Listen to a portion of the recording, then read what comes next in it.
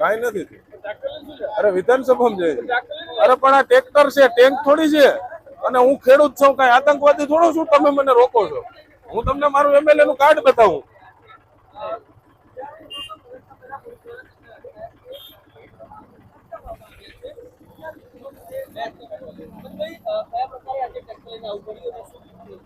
ગત રોજ બજેટ જે પ્રમાણે રજૂ થયું, બજેટમાં ગામડાઓની ખેડૂતોની ઉપેક્ષા કરવામાં આવી અને ખેડૂતોનું ટ્રેક્ટર આજે ખાલી છે.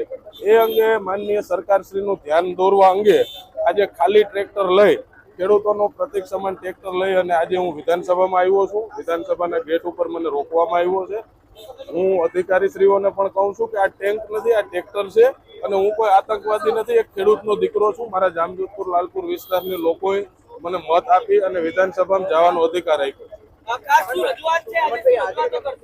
ગામડાને પૂરતા પ્રમાણમાં બજેટ ફાળવવામાં આવે એ અંગેની રજૂઆત છે. ગામડાને સતત ઘણા વર્ષોથી અન્યાય થઈ રહ્યો છે એ અંગેની રજૂઆત છે.